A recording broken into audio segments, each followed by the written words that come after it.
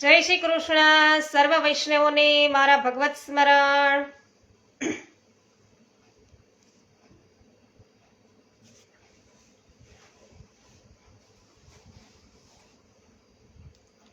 અજ્ઞાનતિમિરાન્ધસ્ય જ્ઞાનાંજનશલાકયા ચક્ષુરુન્મિલિतं main તસ્મૈ Shri ગુરવે નમઃ. શ્રી ગોવર્ધનનાથ કી જય. શ્યામ સુંદર શ્રી યમુને મહારાણી કી જય. શ્રી વલ્લભાધીશ કી જય. શ્રી ગોસાઈજી પરમ દયાલ કી જય.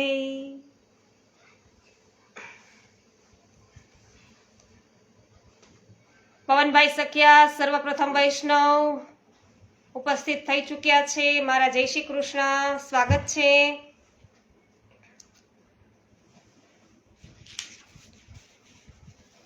તરુણાબેન જય શ્રી કૃષ્ણ, સ્વાગત છે. જે આર વડાલિયા સ્વાગત છે, જય શ્રી કૃષ્ણ. પોસ્ટ શેર કરવા બદલ ખૂબ ખૂબ આભાર જે આર વડાલિયા. નેભાભાઈ કુમાર કરમુર જય શ્રી કૃષ્ણ, સ્વાગત છે.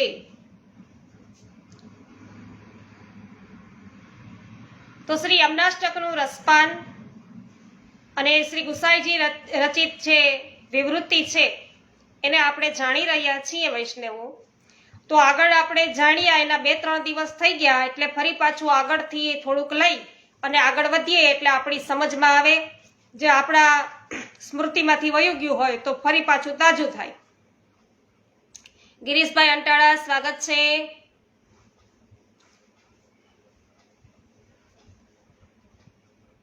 તો શ્રી મહાપ્રભુજી આ સમયમાં વૈષ્ણવો જે આ સમય ચાલી રહ્યો છે એ સમયમાં આ ગ્રંથો દ્વારા જ આપણો ઉદ્ધાર કરવા તત્પર બન્યા છે.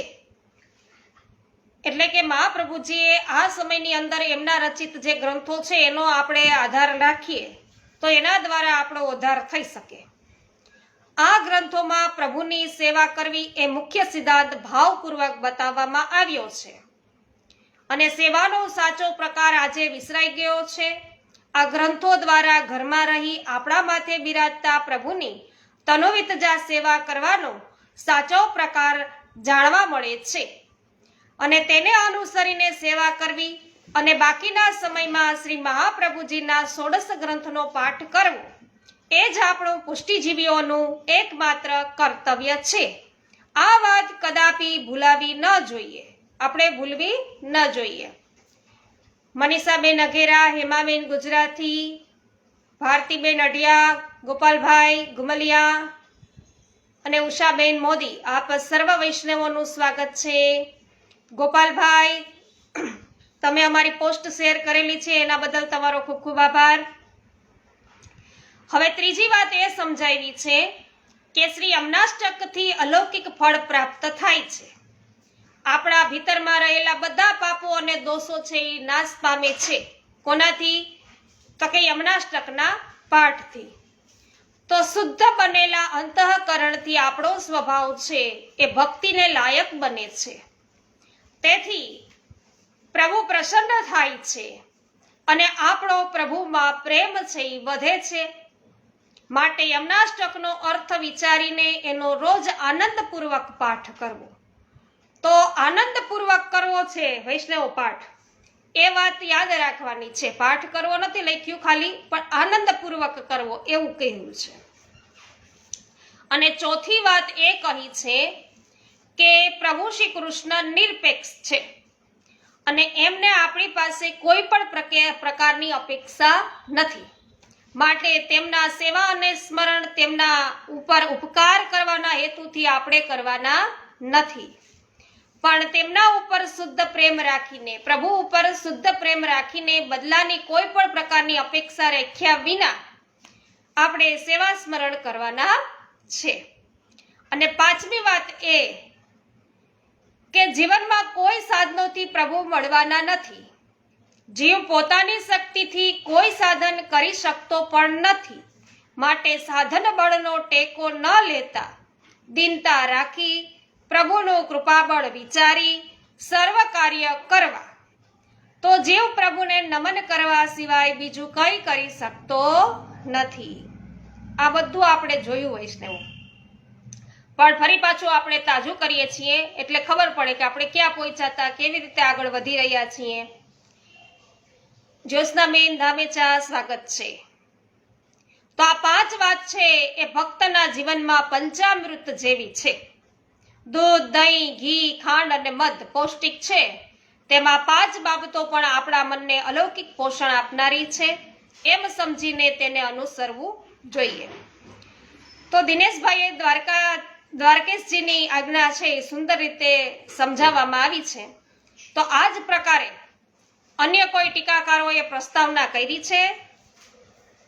હા, શ્રી પુરુષોત્તમજીએ પોતાની ટીકામાં ગ્રંથની ભૂમિકા છે સ્પષ્ટ કરી છે. શ્રી પુરુષોત્તમજી શું સમજાવે છે કે પુષ્ટિજીવોનો ઓધાર કેવળ પ્રભુના સ્વરૂપાનંદની પ્રાપ્તિ જ નથી.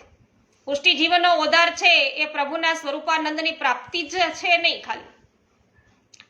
તો કે લૌકિકમાં સુખ સંપત્તિ મળે, કીર્તિ કે પ્રતિષ્ઠા મળે કે આપણો સાચો ઓધાર એ પણ નથી. કદાચ એ પણ ન મળે તો એના વિના જીવન જીવાય, પરંતુ 84 લાખ યોનિના અંતે મળેલો આ માનવ જન્મ, આપણે બધી યોનિમાં ફરી ચૂક્યા છીએ વૈષ્ણવો. બધી યોનિમાંથી આપણે ફરી અને અત્યારે આપણને આ માનવ જન્મ છે એ પ્રાપ્ત થયેલો છે, મનુષ્ય દેહ મળ્યો છે. કૂતરા, બિલાડા, ઉંદરા જે કંઈ આપણે થવાના તે થઈ ગયા. હવે આપણે મનુષ્ય બન્યા છીએ, કાંઈક આપણે પુણ્ય થયા હશે ભેગા, તે આપણને આ માનવ દેહ છે પ્રાપ્ત થયો છે. તો એ વેડફાઈ ન જાય એ જોવાનું છે. અને જો વેડફાઈ જાય તો એ ઘણું બધું ખોટું કહેવાય. માટે પુષ્ટિજીવીઓએ લૌકિક સુખ સંપત્તિ માટે ન મથતા પુષ્ટિ પ્રભુની પુષ્ટિ ભક્તિમાં આપણે મચ્યા રહેવું ઘણું જરૂરી છે. ભક્તિ કરતા કરતા ભક્તિના માર્ગમાં પ્રતિબંધો પણ આવવાના. આ પ્રતિબંધો ઓળંગી જવા એટલા જ જરૂરી છે. વળી જેમ કોઈ કાર્ય કરવા સાધન સંપત્તિ જોઈએ, તેમ ભક્તિ માટે ભાવરૂપી સાધન સંપત્તિ અત્યંત જરૂરી છે. કેવી સંપત્તિ? ભાવરૂપી. ભાવ હોવો જોઈએ. ભક્તિમાં ભાવ હોવો જોઈએ. ભાવ વગરની ભક્તિ છે એ નકામી. તો ભાવ છે એ હોવો જોઈએ. એ સાધન સંપત્તિ છે, ભાવ છે એ ભક્તિ માટે. તેમ ભક્તિ માટે આ રીતે વૈષ્ણવો ભક્તિમાં આવતા પ્રતિબંધો, નિવૃત્તિ અને ભક્તિ માટે ઉપયોગી ભાવ સંપત્તિ આપનાર શ્રી યમુનાજી છે. તો આપણે ભક્તિ કરવા માટે ભાવ સંપત્તિની જરૂર પડે. તો એ ભાવ સંપત્તિ આપણને કોણ આપે? શ્રી યમુનાજી આપે. માટે યમનાષ્ટકથી શ્રી યમુનાજીની સ્તુતિ કરવામાં આવી છે કે જેથી આપણો ભાવ છે એ વધે. અને ભાવ વધશે તો ભક્તિ આપણે યોગ્ય રીતે કરી શકીએ. માટે શ્રી યમનાષ્ટકના અર્થ જ્ઞાન સહિત શ્રી યમનાષ્ટકનો પાઠ કરવો, તે આ 3 બાબતો છે. તેથી આ 3 બાબતો આપણને પ્રાપ્ત થશે. તો વૈષ્ણવ આ રીતે અહીંયા સુધી આપણે જોયું હતું. હવે આજથી આપણે આગળ વધીએ છીએ નવામાં. વિનોદભાઈ ગજ્જર, નિકુંજભાઈ, આપનું સ્વાગત છે. એમબી કોઠિયા, સ્વાગત છે. લલિતાબેન અકબરી, તમારું પણ સ્વાગત છે. તો આમ શ્રી પુરુષોત્તમજીએ શ્રી યમનાષ્ટકની રચનાનો હેતુ અને તેનો પાઠ કરવાનો સુંદર એવો કર્તવ્ય છે એ સમજાવ્યું છે. આ બંને મહાનુભાવ ટીકાકારોએ કહેલી ગ્રંથ રચનાની ભૂમિકાનો આપણે વિચાર કર્યો અને બંનેએ એક જ વાત આપણને પોતપોતાની રીતે કહી છે. હવે આપણે શ્રી ગુસાઈજી પાસેથી તેમની ટીકા સમજવાનો પ્રયત્ન કરીએ. હવે શ્રી ગુસાઈજી વિવૃત્તિનો પ્રારંભ કરે છે. વિવિધ લીલા ઉપયોગીની કાલિંદી સ્તોતુ કામાહ શ્રી ગોકુલેશે યથા જીવેહ નમાનિ તિરીકતમ ન કર્તું શક્યમ તથા કાલિદ્યામ અપી ઇત્યાશયેન આદૌ નમનેવ આહુ નમામિ ઇતિ. તો એનો અર્થ શું થાય કે વિવિધ ભગવદ લીલાઓમાં સહાય એવા કાલિંદી એટલે કે શ્રી યમુનાજી, તો વિવિધ ભગવદ લીલાઓમાં સહાયક થાય છે એવા શ્રી યમુનાજીને સ્તોત્રના પ્રારંભમાં નમામિ પદથી સ્તુતિ કરતા શ્રી મહાપ્રભુજીએ નમન કર્યું છે. કારણ કે જેમ જીવો શ્રી ગોકુલના ઈશ એવા શ્રી પ્રભુને નમન સિવાય અન્ય કંઈ પણ કરવા સમર્થ નથી, તેમ કાલિંદી શ્રી યમુનાજીને પણ નમન સિવાય અન્ય કંઈ પણ કરવા સમર્થ નથી. શ્રી યમુનાજીમાં પણ શ્રી પ્રભુની જેમ અનંત ગુણો અને સામર્થ્ય રૂપા શક્તિઓ શોભાયમાન છે. ત્યારે અહીં વિવિધ લીલો ઉપયોગ ઇનિમ એટલે કે એ પદનો પ્રયોગ છે એ શા માટે કર્યો? તો શ્રી હરિરાયજી તેનું કારણ છે એ આ પ્રમાણે આપે છે કે શ્રી મહાપ્રભુજીને તો પ્રભુ લીલાના સંબંધની જ અભિલાષા છે. શ્રી મહાપ્રભુજીને કોની અભિલાષા છે? પ્રભુ લીલાના સંબંધની. અને આવા સંબંધની પ્રાપ્તિ માટે તેઓ શ્રી યમુનાષ્ટકમાં આગળ તનુનત્વ માટે શ્રી યમુનાજીને વિનંતી પણ કરે છે. તો પ્રભુ લીલા સાથે જેમને નિકટનો સંબંધ છે એમની પ્રસન્નતા પ્રાપ્ત થતા પ્રભુ લીલાના સંબંધની પ્રાપ્તિ થાય. તેથી પ્રભુ લીલામાં નિકટનો સંબંધ ધરાવતા શ્રી યમુનાજીના સ્વરૂપનું નિરૂપણ કરતા તે માટે તેમની આ સ્તોત્રની સ્તુતિ કરવામાં આવી છે. આમ શ્રી યમુનાજીનું લીલા સંબંધિત્વ સમજાવવા વિવિધ લીલોપયોગીની પદ છે એ લેવામાં આવ્યું છે. તો વિવિધ લીલાના સ્વરૂપો અને સર્વાત્મ ભાવ, કામભાવ જેવા વિવિધ ગુણોના ભેદથી શાસ્ત્રીય અને આસ્ત્રીય પ્રકારે અનેક પ્રકારે ભગવાને સ્વામિનીઓ સાથે જે લીલા કરી તેમાં તે માટે આવશ્યક અલૌકિક દેહ, પ્રભુ સંબંધ અને ભાવ વૃદ્ધિ આદિ વ્રજ ભક્તોને કાત્યાયની વ્રત દ્વારા પ્રાપ્ત કરાવનારા શ્રી યમુનાજી જ હતા. તો આ એ સમય ચાલી રહ્યો છે અને આ ગોપ માસની શરૂઆત છે વૈષ્ણવો થઈ ચૂકી છે. બધાએ આ માસની અંદર પણ ગોપીઓએ પણ છે કાત્યાયની વ્રત કરી અને શ્રી યમુનાજી છે એમની જ સ્તુતિ કરી છે.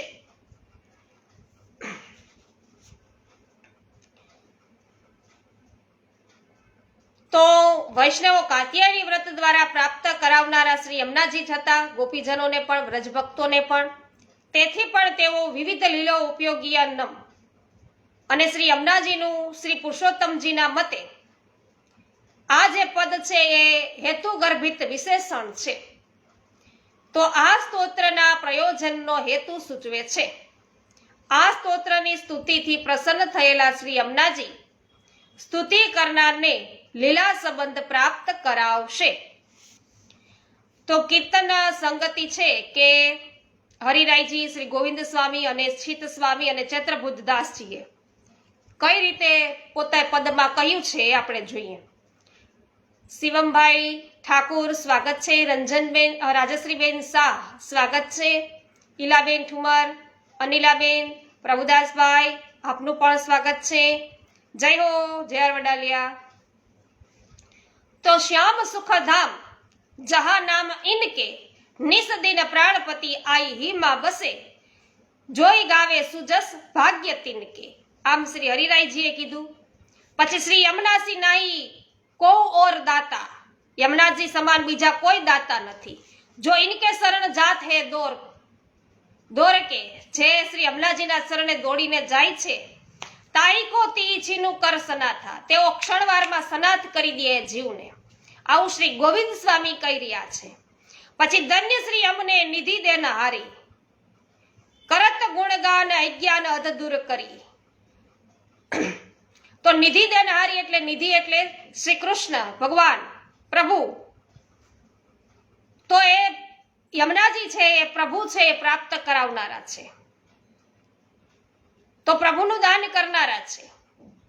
જેઓ શ્રી યમુનાજીનું ગુણગાન કરે છે એમના પાપ અને અજ્ઞાન પણ યમુનાજી દૂર કરે છે. જય મિલવત પ્રિય પ્રાણ, એટલે તેઓ દોડી અને આપણું જે મિલન છે એ પ્રભુ સાથે કરાવી દેવા વાળા છે. આવું ગોવિંદ સ્વામી કહી રહ્યા છે. પછી કે છે કે ધન્ય શ્રી યમુને નિધિ દેન હારી, કરત ગુણગાન અધ દૂર કરી, જય મિલવત પ્રિય પ્રાણ પરી. આ ચિત્ત સ્વામીએ કહ્યું. અને હવે કે છે કે હેત કરી દેત શ્રી યમુને વાસ કુંજે, જા નિસવાસર રાસ में રસિકવર, કહા લગ બરનીએ પ્રેમ પુંજે. આ શ્રી ચતુર્ભુજદાસજી કહી રહ્યા છે. મહેશભાઈ પટેલ, શામજીભાઈ, પમીબેન, પ્રિન્સભાઈ, પરિવાર સહિત નકુમભાઈ, આપનું સર્વનું સ્વાગત છે. તો કલિંદિમ પદનો પ્રયોગ છે એ શ્રી પ્રભુ ચરણે શા માટે કર્યો? ગુસાઈજીએ કાલિંદિમ એ પદનો પ્રયોગ શું કામે કર્યો? તો તેના બે કારણ શ્રી હરિરાયજી આપે છે. જેમાં ભગવાન શ્રી કૃષ્ણ અવતારમાં મથુરામાં ધર્મ સ્વરૂપે પ્રગટ થયા અને ગોકુલમાં ધર્મી સ્વરૂપે પ્રગટ થયા, તેમ શ્રી યમુનાજી પણ ધર્મ સ્વરૂપે કલિંદ પર્વત પરથી પધારતા કાલિંદી કહેવાયા અને ગોલોકમાંથી ધર્મી સ્વરૂપે વ્રજમંડળમાં પધારતા યમુના કહેવાયા. તો કાલિંદી શબ્દનો અર્થ છે કલિદોષમ દતિ ખંડયતી. તો કલીના દોષોને નિવૃત્ત કરતા હોવાથી તેઓ કાલિંદી છે અને તેમનું આ કાલિંદી સ્વરૂપ ભક્તોના ભક્તિમાં આવતા પ્રતિબંધોને નિવૃત્ત કરનારું છે. તેથી શ્રી મહાપ્રભુજી પણ શ્રી યમુનાષ્ટકમાં હરિપ્રિય કલિંદયા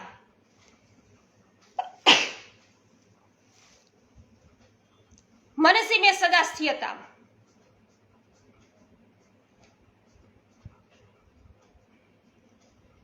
એવી વિનંતી કરી છે. તો કે હે હરિને પ્રિય કાલિંદીજી, આપ સદા મારા મનમાં બિરાજો, જેથી પ્રભુની ભક્તિમાં કોઈ પ્રતિબંધ અંતરાય રૂપ ન બને. આમ કલીના દોષો દૂર કરવા એ યમુનાજીનો ધર્મ છે. તો પુષ્ટિજીવોની ભક્તિમાં આવતા પ્રતિબંધો દૂર કરવા તે તેમનો વિશિષ્ટ ધર્મ છે. આમ ધર્મ વિશિષ્ટ સ્વરૂપનું સૂચન કરવા શ્રી પ્રભુ ચરણે કાલિંદિમ પદ વિશેષણ રૂપે પ્રયોજ્યું છે. અહીં વિશેષ છે, અધ્યાહાર છે.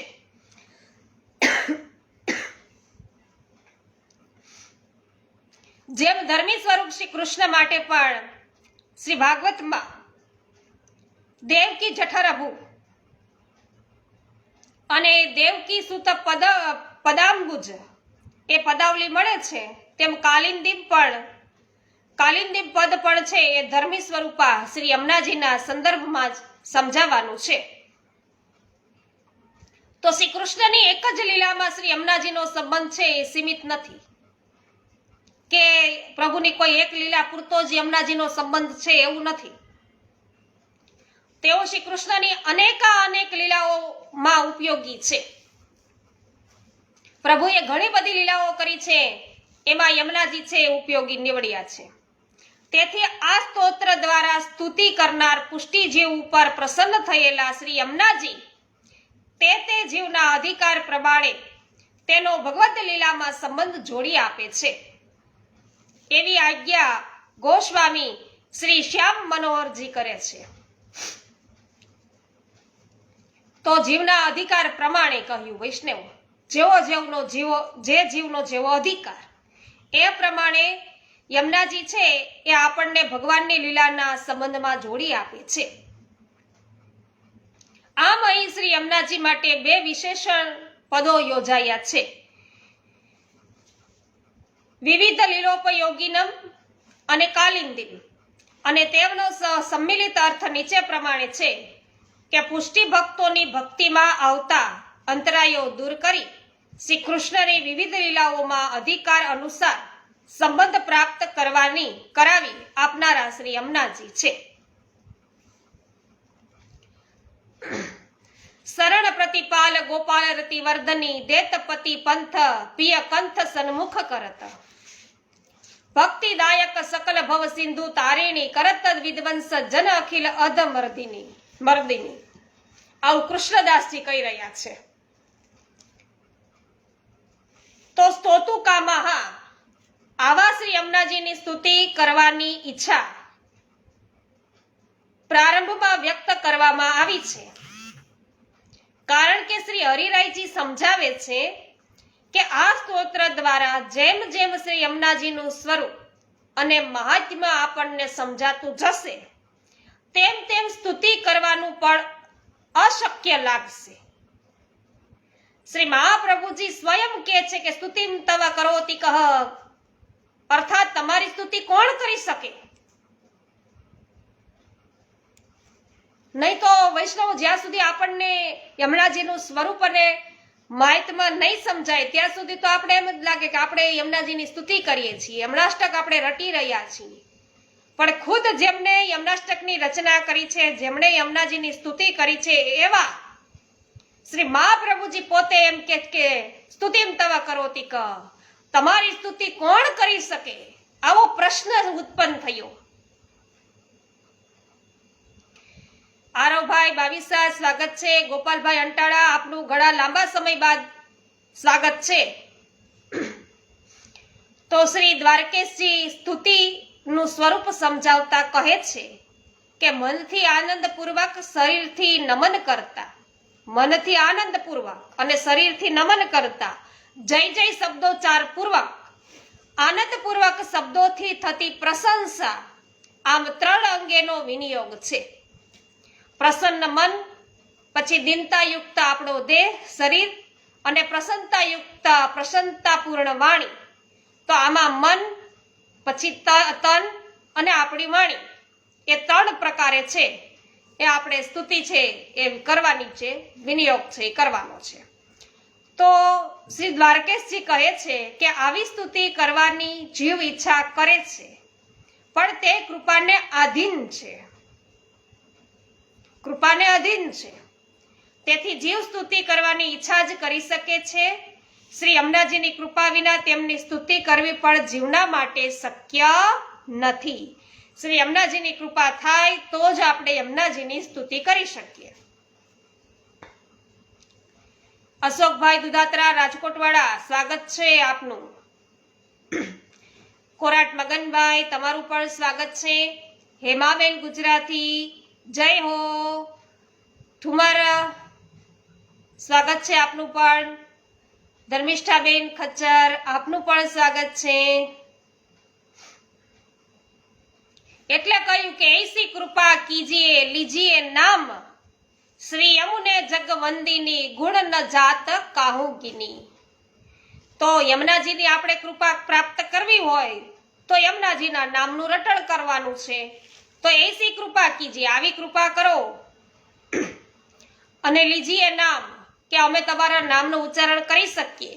શ્રી યમુને જગવંદની ગુણ ન જાત કાહુગીની, તમારા ગુણગાન છે એ તો ગણાય એમ છે નહીં, ગુણ છે એ ગણી શકાય નહીં, એમ કૃષ્ણદાસ કહી રહ્યા છે. તૃપ્તિબેન હરખાની સ્વાગત છે.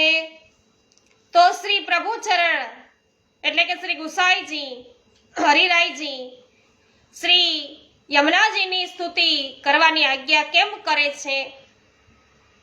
તેનું કારણ તેઓ શ્રી મહાપ્રભુજીના વચનનું પ્રમાણ આપીને સમજાવે છે કે જીવો ભગવાન શ્રી ગોકુલેશને નમન સિવાય અન્ય કંઈ પણ આપવા સમર્થ નથી. તો અહીં ભગવાન શ્રી કૃષ્ણ માટે શ્રી ગોકુલેશ પદ સહેતુક વપરાયું છે. શ્રી હરિરાયજી શ્રી ગોકુલેશ અને પુષ્ટિ માર્ગીય લોકવેદા પ્રસિદ્ધ પુરુષોત્તમ એવો અર્થ બતાવે છે. શ્રી પુરુષોત્તમજી શ્રી ગોકુલેશ શબ્દ નિસાધન ફલાત્મા અને દિનબંધુનો બોધ કરાવે છે. એમ કે છે શ્રી દ્વારકેશજીના મતે શ્રી યુક્ત ગોકુલના સ્વામી એટલે શ્રી ગોકુલેશ. જયાબેન ઘોડાસરા, શાંતિભાઈ ઘોડાસરા સ્વાગત છે. હા, લેત શ્રી યમુને નામ દેત અભય પદ દાન. સરસ. યમુનાજીના નામનું રટણ કરવાથી આપણને અભય પદ છે એનું દાન તેઓ કરે. આપણે નિર્ભય થઈ જઈએ અને નિર્ભય થઈ અને સ્તુતિ કરી શકીએ. તો ઉભય મહાનુભાવ ટીકાકારોના ભાવને ગોસ્વામી શ્રી શ્યામ મનોહરજી વધુ સ્પષ્ટ કરે છે કે ગોકુલમાં બધા ગોપીઓ નિસાધન હતા અને શ્રીમદ ભાગવતમાં કહ્યા પ્રમાણે તેઓ દિવસભર સાંસારિક કાર્યોમાં વ્યસ્ત રહેતા અને રાતે થાકીને સૂઈ જનારા લોકો હતા, છતાં પણ ભગવાને તેમને ભજનાનંદની પ્રાપ્તિ કરાવી. આથી શ્રી ગોકુલેશ શ્રી કૃષ્ણ વસ્તુતઃ નિસાધન ફલાત્મા છે. આવા નિસાધન જીવોના ફલરૂપ ભગવાનને નમન સિવાય બીજું કશું પણ કરી શકે શું? બીજું કરી પણ શું શકાય? એટલે આપણે માત્ર નમન જ કરી શકીએ.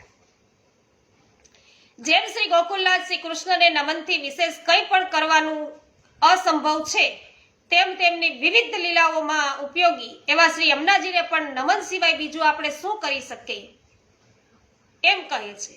તો નમન સિવાય આપણે બીજું કંઈ ન કરી શકીએ. નમન શબ્દનો અર્થ શ્રી પુરુષોત્તમજીએ કર્યો કે મન, વચન અને શરીરથી આદરપૂર્વક કોઈની સામે ઝૂકવું. તો શ્રી હરિરાયજી આવા નમનના કારણની સ્પષ્ટતા કરે છે કે શ્રી ભાગવતમાં બીજા સ્કંદના 4 અધ્યાયના 14મા શ્લોકમાં સુબોધિનીમાં શ્રી મહાપ્રભુજી કહે છે કે ગમના ભાવાત નમાનાધિકાર. તો જ્યાં જઈ પહોંચી ન શકાય, જ્યાં જઈ અને પહોંચી ન શકાય ત્યાં છે એ નમન કરવું. જ્યાં સુધી આપણો પ્રભુની લીલા સૃષ્ટિમાં પ્રવેશ મેળવી સાક્ષાત્કારનો અધિકાર પ્રાપ્ત થયો નથી, ત્યાં સુધી આવી પરોક્ષ સ્થિતિમાં આપણા દૈન્યને પ્રગટ કરવા નમન જ કરવું. તેમ કરવાથી લીલા સૃષ્ટિમાં પ્રવેશનો અધિકાર પ્રાપ્ત થશે. એટલે નમન કરવાનું છે. તો શ્રી દ્વારકેશજી જણાવે છે કે અહીં જીવે એ પદ એટલા માટે વાપર્યું કે જીવ ભગવાનનો અંશ છે, ભગવાન અંશી છે. બીજા શબ્દોમાં જીવ ભગવાનનો દાસ છે અને ભગવાન સ્વામી છે. તેથી દાસનો ધર્મ સ્વામીને નમન કરવાનો છે. જેમ નિસાધન ભાવથી શ્રી ગોકુલેશને નમન કરવું, તે જ રીતે શ્રી યમુનાજીને પણ નમન કરવું. આ આજ્ઞામાંથી એવું સમજાય છે કે શ્રી ગોકુલેશના અન્ય ગુણધર્મો પણ શ્રી યમુનાજીમાં વિદ્યમાન છે. આમ અહીં શ્રી પ્રભુ ચરણે સ્પષ્ટ રીતે શ્રી ઠાકોરજી અને શ્રી યમુનાજીની અભિન્નતા અને સમાનતા છે આપણને સમજાવી. અભિન્નતા એટલે કે કોઈ ભિન્નપણું છે નહીં, અને સમાનતા એટલે બે સરખા છે એ. અને શ્રી યમુનાજી શ્રી ઠાકોરજીની જેમ નમન કરવાની જીવની યોગ્યતા છે અહીં બતાવી છે. કૃષ્ણાબેન સુદાની, સ્વાગત છે આપનું. તો હવે શ્રી પ્રભુચરણ શ્રી યમુનાષ્ટક સ્તોત્રની શ્લોક સંખ્યાનું રહસ્ય સમજાવે છે. ભાગવતા અષ્ટવિધ ઐશ્વર્ય કાલિંદે દત્તમ ઇતિ જ્ઞાનપાય અષ્ટિભિઃ શ્લોકે સ્તુવંતી. એટલે કે ભગવાનને કાલિંદી યમુનાજીને 8 પ્રકારનું ઐશ્વર્ય આપ્યું એમ સમજાવવા 8 શ્લોકથી સ્તુતિ કરી છે. અને પૂર્વ મીમાંસાના જાટેષ્ટેય અધિકરણમાં પ્રયોજનવશ અંક સંખ્યાની સાર્થકતાનો વિચાર છે કરવામાં આવ્યો છે. આપણે ત્યાં ગ્રંથ રચનામાં શ્લોકની સંખ્યા પર છે સહેતુક નક્કી કરવામાં આવી હોય છે. તેની પાછળ છે કોઈ ખાસ પ્રયોજન હોય છે. આ સ્તોત્રમાં શ્લોક સંખ્યા 8 છે. તો 9મો શ્લોક છે એ સ્તોત્ર પાઠનું ફળ બતાવે છે. અને શ્રી યમુનાજીની સ્તુતિ તો 8 શ્લોકથી જ છે. તેનું કારણ એ છે કે ભગવાનના દિવ્ય ઐશ્વર્યો 8 છે. આ 8 દિવ્ય ઐશ્વર્યો શ્રી યમુનાજીમાં પણ છે. તે જ પ્રમાણે ભગવાનના અન્ય સર્વ ગુણધર્મો પણ સમાન રૂપે શ્રી યમુનાજીમાં છે એવું શ્રી મહાપ્રભુજી 8ની શ્લોક સંખ્યા દ્વારા સૂચવે છે. હવે શ્રી ગુસાઈજીએ બતાવેલા શ્રી યમુનાજીના 8 ઐશ્વર્યો આપણે જોઈએ. અને ઐશ્વર્યોની સ્થિતિ શ્રી અમનાજીના આદિદેવિક સ્વરૂપમાં જ છે. આ ઐશ્વર્યોની સ્થિતિ છે એ શ્રી અમનાજીના આદિદેવિક સ્વરૂપમાં જ છે અને તેમના તીર્થરૂપ આધ્યાત્મિક અને જળરૂપ આદિભૌતિક સ્વરૂપમાં નહીં. તેથી શ્રીમદ ભાગવતના 11મા સ્કંદમાં બતાવેલા અણિમા, ગરિમા જેવા 8 ઐશ્વર્યોથી શ્રી અમનાષ્ટકમાં વર્ણવેલા અલૌકિક આધિદેવિક ઐશ્વર્યો જુદા છે.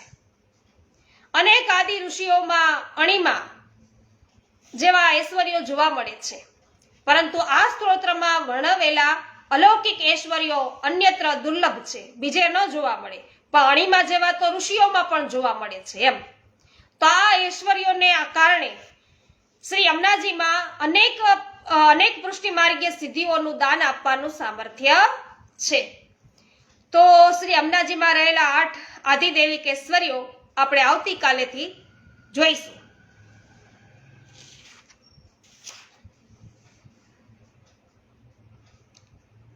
ગોપાલભાઈ જય હો. રૂપાલીબેન ગોહેલ સ્વાગત છે.